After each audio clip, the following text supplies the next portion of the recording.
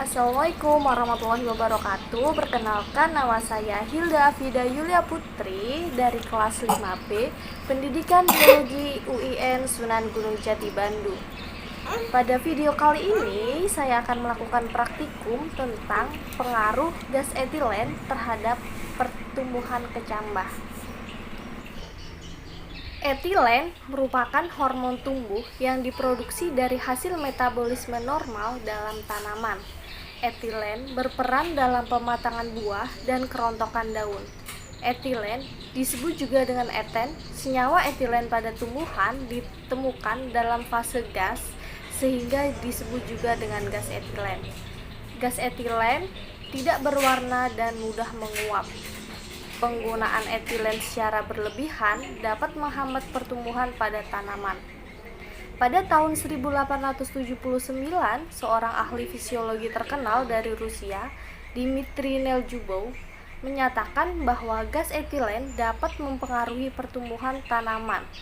Kemudian, pada tahun 1901 sampai 1926, Dmitri Neljubov mendemonstrasikan gas etilen yang merupakan faktor aktif dalam gas batu bara yang menunjukkan bahwa gas etilen menyebabkan respon rangkap 3 atau triple respon pada kecambah.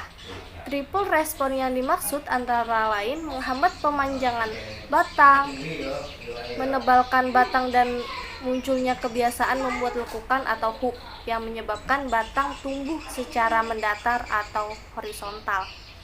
Tujuan dari praktikum kali ini adalah mengobservasi pertumbuhan kecambah hijau akibat pengaruh gas etilen dari buah pisang yang masak.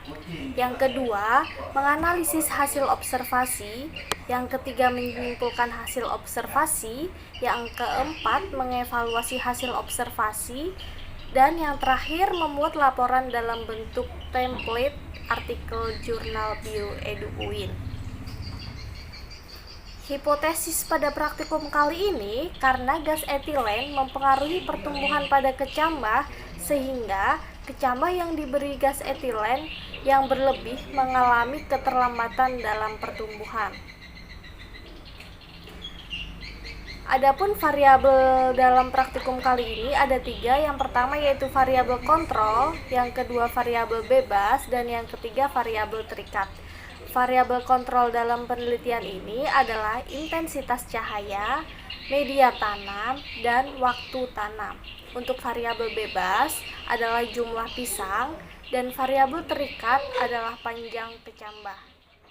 Alat dan bahan yang dibutuhkan pada praktikum kali ini adalah toples 3 pieces, pisin atau gelas plastik sebanyak 3 pieces, kacang hijau 15 buah, pisang 4 buah, kapas, dan air secukupnya. Langkah kerja dalam praktikum kali ini, yang pertama, merendam kacang hijau dalam air selama kurang lebih 1 jam. Kemudian, menyiapkan gelas plastik sebanyak 3 pieces dan memasukkan kapas yang sudah dibasahi dengan air. Langkah selanjutnya, memasukkan biji kacang hijau yang sudah direndam dengan air ke dalam masing-masing gelas plastik sebanyak 5 buah.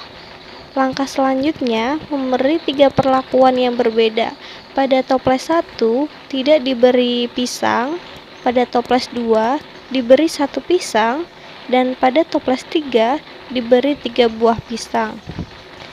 Kemudian, tunggu hingga 4 hari. Setelah 4 hari, amati perubahan atau morfologi pada batang dan akar dengan mengukur panjang batang kecambah pada toples A, B, dan C. Setelah itu, mengukur panjang akar kecambah pada toples A, B, dan C, serta mengamati triple respon yang terjadi. Tabel hasil pengamatan. Pada tabel hasil pengamatan, dapat diketahui bahwa rata-rata panjang batang pada kecambah pada hari ke-0 adalah 0, sedangkan pada hari ke-5 adalah 16,5. Sedangkan panjang akar pada hari ke-0 adalah 0, Panjang akar hari kelima adalah 1,9. Kemudian yang kedua adalah pada toples B yang terdapat satu buah pisang. Panjang rata-rata batang pada hari ke-0 adalah 0, sedangkan panjang batang rata-rata hari kelima adalah 2,3. Sedangkan panjang akar rata-rata pada hari ke-0 adalah 0 dan rata-rata panjang akar hari kelima adalah 0,7. Selanjutnya, pada toples C yang berisi 3 buah pisang, rata-rata panjang batang pada hari ke-0 adalah 0, sedangkan rata-rata panjang batang hari kelima adalah 2,1. Rata-rata panjang akar pada hari ke-0 adalah 0 dan rata-rata panjang akar hari kelima adalah 0,6 cm. Praktikum kali ini, gas etilen berpengaruh terhadap pertumbuhan kecambah. Parameter yang diamati pada praktikum kali ini mencakup panjang batang kecambah dan panjang akar kecambah. Dapat diketahui bahwa pada hari ke-0, kecambah pada toples A, toples B, dan toples C belum mengalami pertumbuhan. Selanjutnya, pada hari ke-1, pertumbuhan kecambah pada toples A, pada toples B, dan pada toples C sudah mulai tumbuh dengan adanya akar yang tumbuh. Akan tetapi, pada hari ke-1, tidak semua kacang hijau sudah tumbuh atau pertumbuhannya tidak merata pada. Selanjutnya, pada hari kedua, kecambah pada toples A mengalami pertumbuhan yang lumayan signifikan dibandingkan dengan pertumbuhan pada toples B dan C. Selanjutnya, pada hari ketiga dapat diketahui bahwa pertumbuhan kecambah yang paling optimal terjadi pada toples A. Sedangkan pada toples B dan toples C yang diberi perlakuan dengan menaruh pisang terjadi pertumbuhan, akan tetapi pertumbuhannya sangat lambat. Dan yang terakhir, pada hari keempat dapat dilihat bahwa pertumbuhan kecambah yang paling panjang terjadi pada toples A. Sedangkan pada toples B yang diberi satu buah pisang, pertumbuhannya tidak optimal.